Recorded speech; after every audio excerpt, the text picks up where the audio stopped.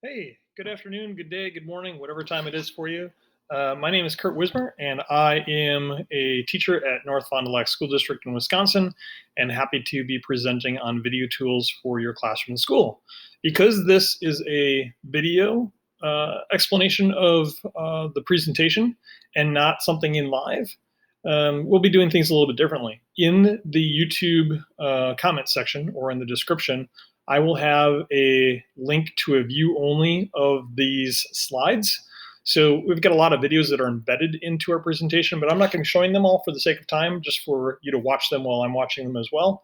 You'll have access to those slides, and I would advise that you'll go through and watch those on your own, just for sake of time, and you can sort of pick through them as you choose and that sort of thing. So let's get started. So again, my name is Kurt Wismer. I teach at North Fond du Lac School District in North Fond du Lac, Wisconsin. I've been teaching there for 6 or 7 years now. I've been teaching since 2001. And for the last 7 or so years, I've been highly involved in video production in the schools. When I started at North Fond du Lac, that was one of the things that I took on, was the video production classes and video production lab, and a full news studio within the lab that we do our news daily. It's called Oriole TV. So I'll be kind of working through those that perspective as we are working through these presentations. So I'll help you through anything from as simple as creating some videos for your class, especially as we are doing remote learning and virtual learning in some aspect, whether hybrid or total, given the COVID pandemic, or going out and doing some full video production in your school and setting up a lab in the sort. So here's where you can find me, mrwismer.com. I'm on Twitter, I'm on Gmail, and my credentials. So let's get started. So the question then becomes, why video? Why not, right? So the video is an incredibly authentic way for you to assess, for kids to be creative, for any sort of aspect in school. It allows the kids to demonstrate and really take their learning to the next level, right? So if you think about, a lot of times you may have your kids present on a topic, or each of them take a different section of a topic and present on that sort of thing. The best way to learn something is to teach it, right?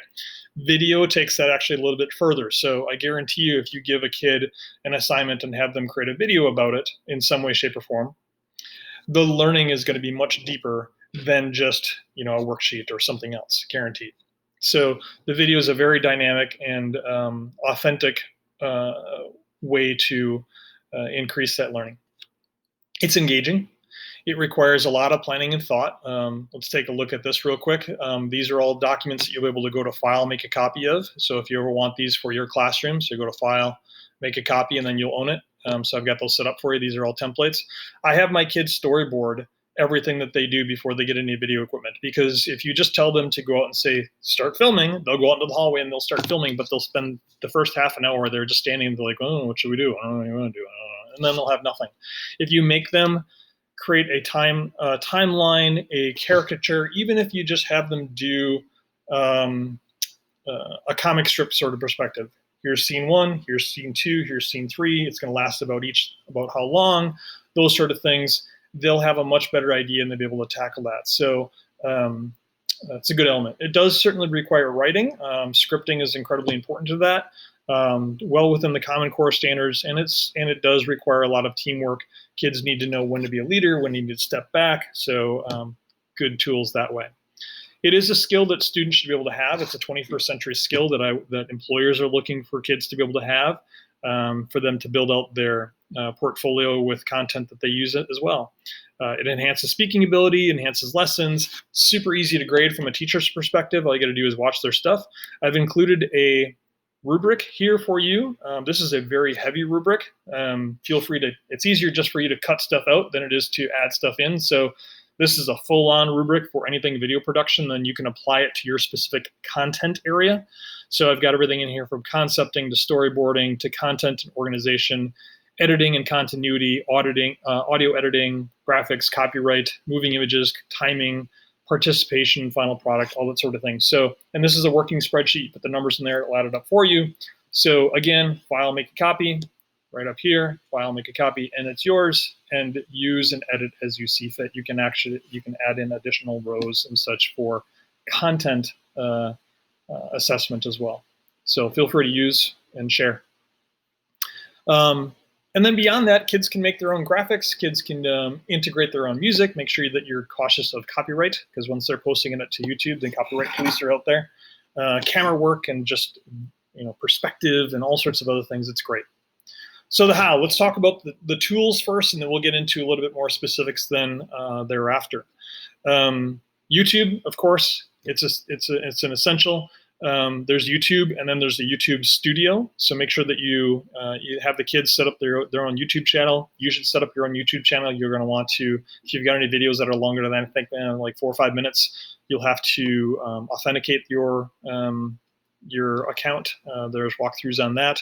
And then studio.youtube.com is going to be where all of your content lives. So I can show you what that looks like from my perspective, where all my lessons are. So it's studio.youtube.com. It's just loading here for a second. Here we go. So these are all my videos live. I can see all the analytics. So a lot of these are lessons that I've made during the pandemic in the end of 2020, in spring of 2020. So I can see exactly how many views I had on for my lessons. You can get in edit and stuff. And here's where you can get in all of your other content. So studio.youtube.com, great tool to make sure that you'll be able to utilize it.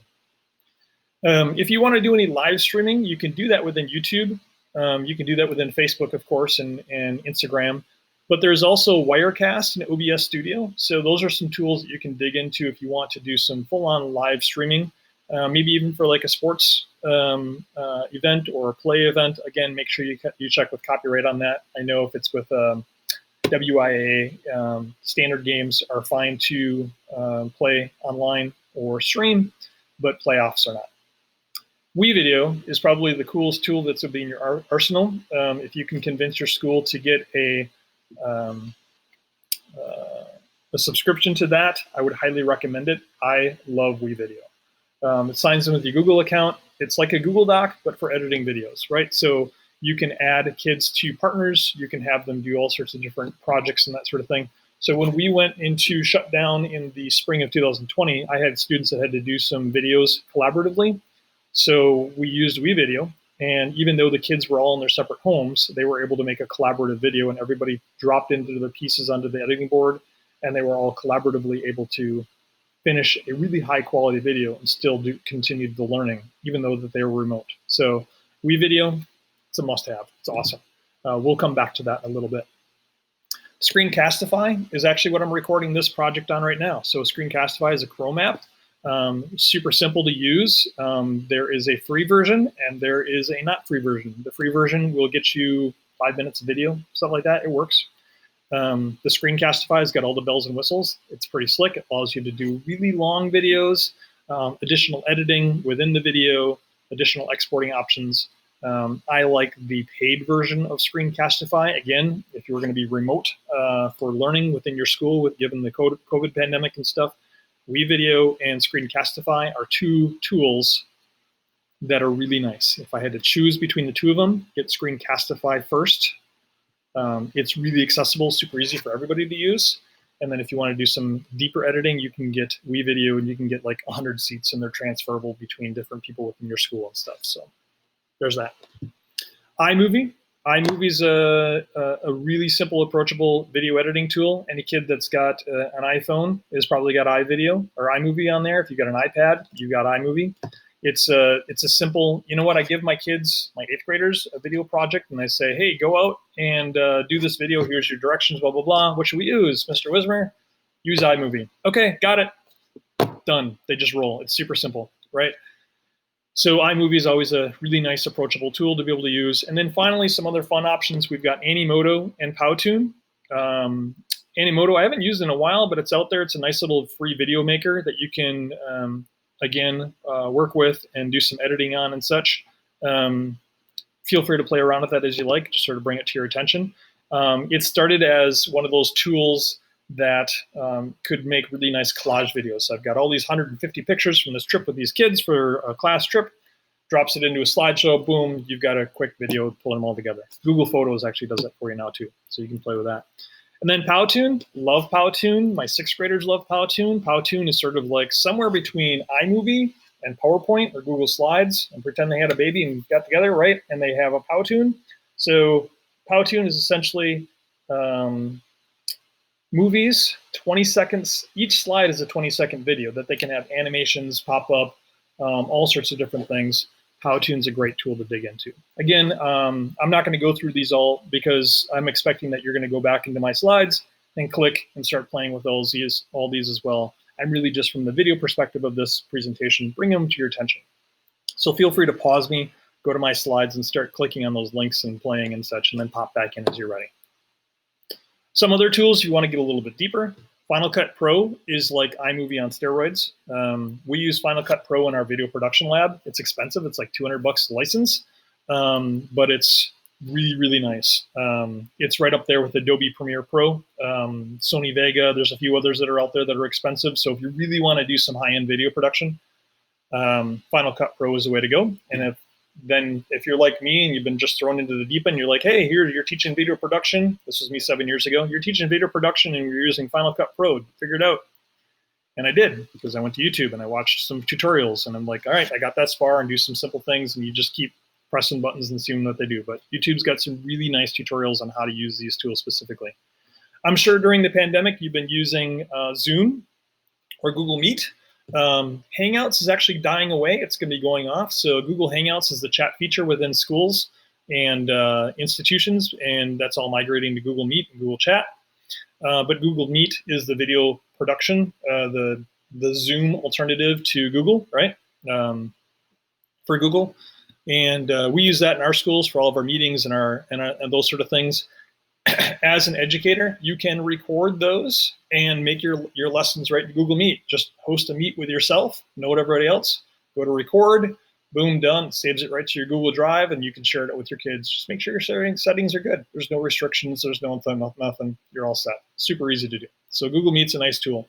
We talked about Google YouTube Studio. The YouTube gaming app, really kind of a cool tool. So could care less about the gaming part because I'm too old for that stuff, unless it's like Asteroids or Donkey Kong or something like that. But it's an app that, what's cool about it, it's sort of like, if you know what Twitch is live streaming for gaming. So you can basically watch other people play their video games. I don't understand why that's a thing, but I'm like, whatever. The YouTube gaming app allows you to screencast from your phone. So if you want to do your video from your phone and be able to do a screencast from your phone and capture everything on your phone while you're doing it, the YouTube gaming app will allow you to do that. So that's cool. Plus, you've also got the YouTube Creator Studio. That Creator Studio's got some cool tools in there and I believe that should have been upgraded now. That should probably just take you right to your YouTube Studio. So there's other content that are in there that will allow you to manage your tools and such. So if you've been using the Creator Studio, that all takes you down to the YouTube Studio.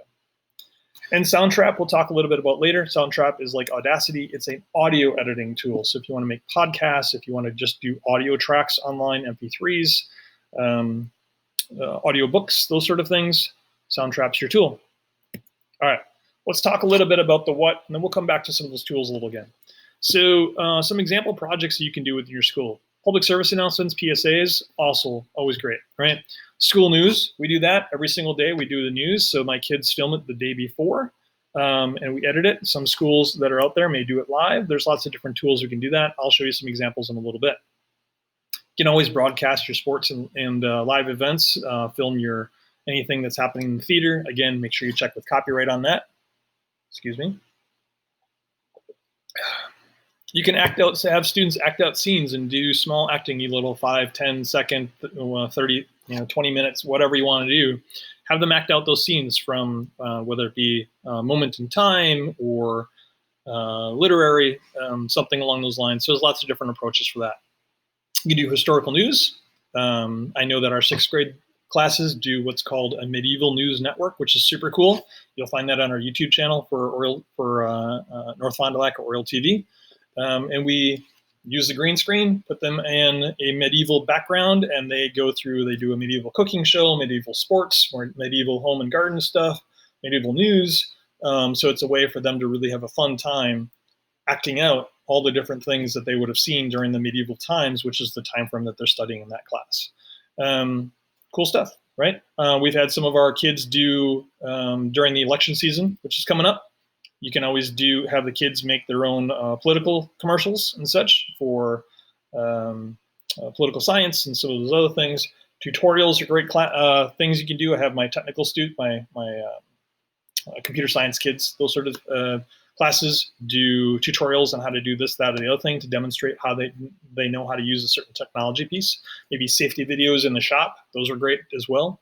You can do, from a teaching perspective, you can do flip lessons, right? So if we know that we're teaching from home during the pandemic again, you're going to record your math lesson, 5-minute, 10-minute lesson, whatever the case may be.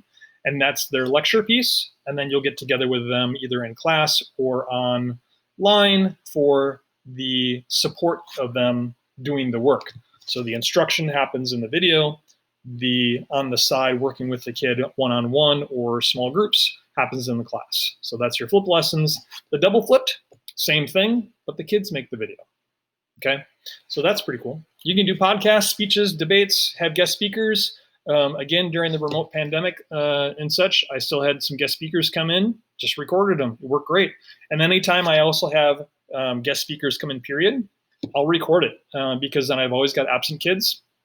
And then I'll just put them on YouTube and the kids come back. What was really great is that we were supposed to have some guest speakers. And because I recorded them from the previous year, I was able to show that when we were remote learning. So I was able to have a guest speaker without even having a guest speaker because I was fortunate enough to remember to film that the year prior to. So it was only a year old, but it worked really well. So build your YouTube channel out and it'll save you in the future. So this is what our video production lab is. We do have green screens. We literally just painted a green wall. So this is our old distance learning lab that we gutted, and it was an empty room we found in the school, and we turned it into our video production lab. So the green screen works really well. You can drop things back on there. We use Final Cut Pro. You can see that we've got some lighting kits. We bought the lighting kits for maybe like $150 from Amazon. We've got a Canon camera. I get some details about that later in the video that you can go through and find. On a prompt, in this case, we do use teleprompters. I give the kids either the choice of using, in this case, Paige, who was our MC that day from a year back, was really good at just sort of winging it. So she just had her notes on this little dry erase board, and that's where she talked. Other kids, we actually have a teleprompter, and you can use easyprompter.com, and the kids can go through and do that. And then that's filmed, and then we do the editing over here. Looks pretty simple. There's nothing to it, but on the film, it looks great. You'll be able to see some examples of that in a minute. Here's some other videos of what we do. So we've done it with the green screen. Here's our Canon XA10 with a Rode mic. We also have wireless mics as well, so the lapel mics, those work really nicely. Here's our video editing, and then you can click on the link to see some more photos of our lab and classes. So those are in there for you to dig and explore a little bit on your own.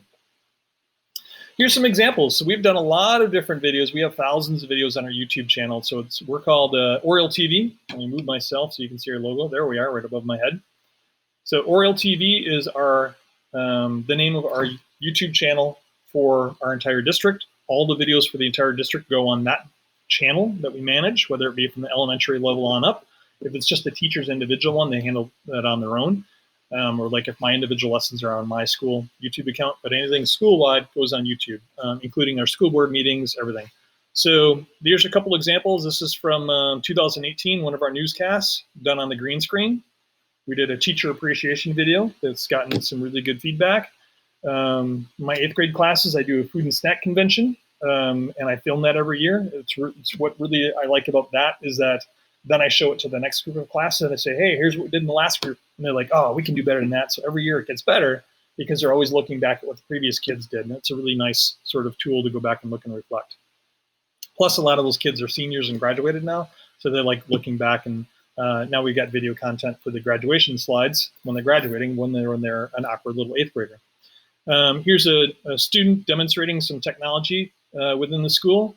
And this video down here, which is a good one to watch, we continued on with our Oriole TV video production even during the pandemic. So when we were forced to remote learning, I sent home some of our video production equipment, just the editing computers with our kids, the ones that I could trust.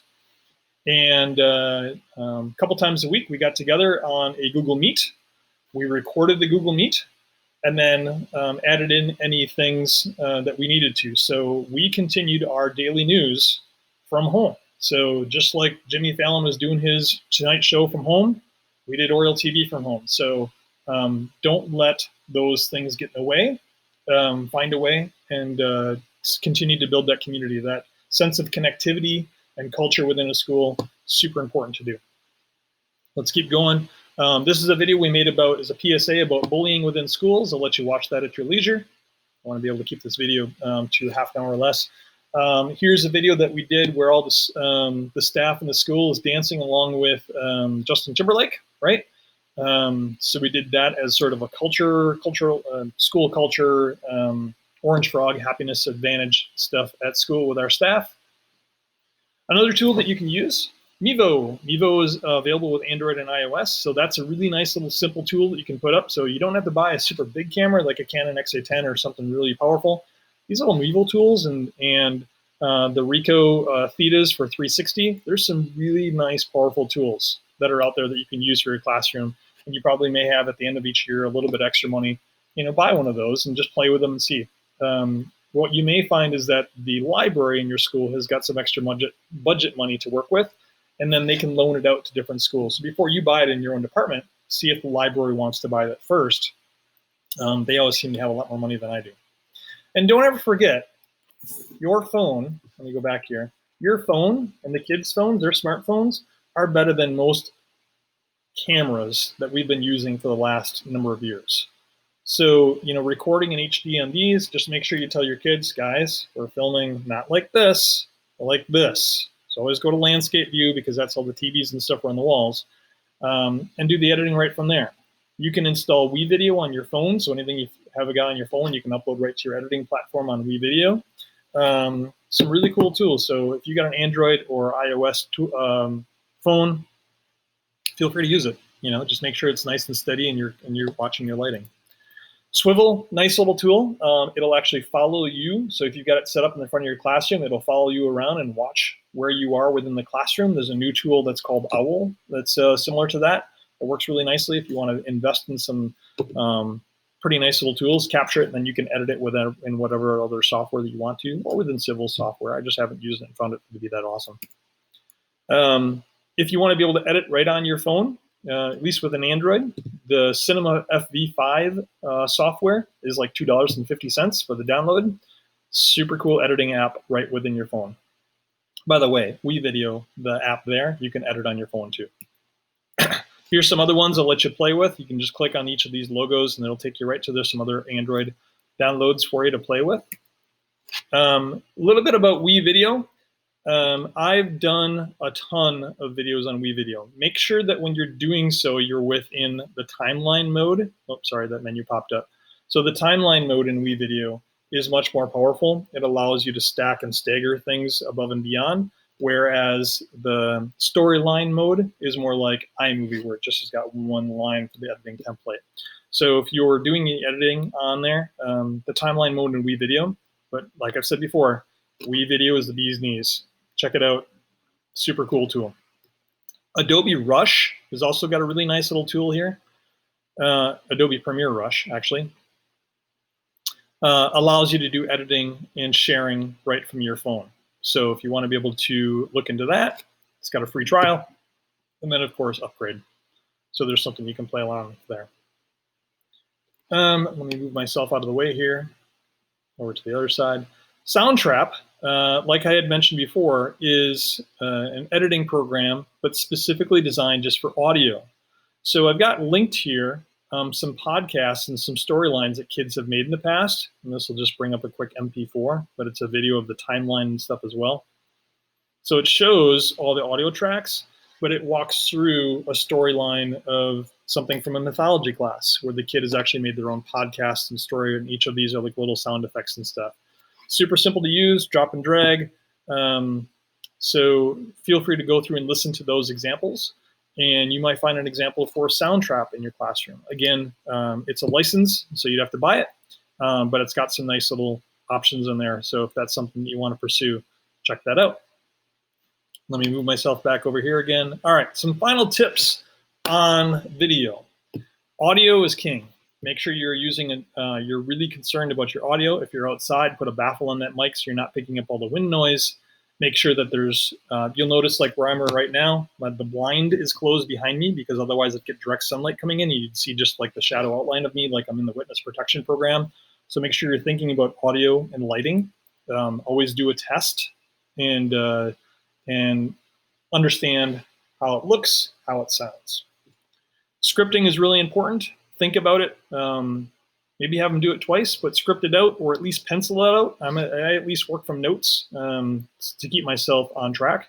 And I have my kids use teleprompters, so they actually physically write it out. And then that way they know exactly where they need to be. Live streaming, still difficult. Lots of technical difficulties that can pop up at any given time, and then you're live. So when in doubt, I always prefer to film and then edit and then push. But there's opportunities that we can do live streaming.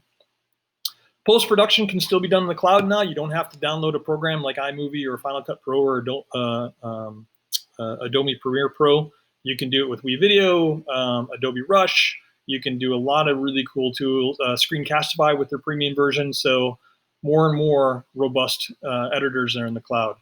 And good productions come with time. Okay, so I remember the first time I made a lesson for my kids, a video lesson for my kids to watch. It was a flipped lesson.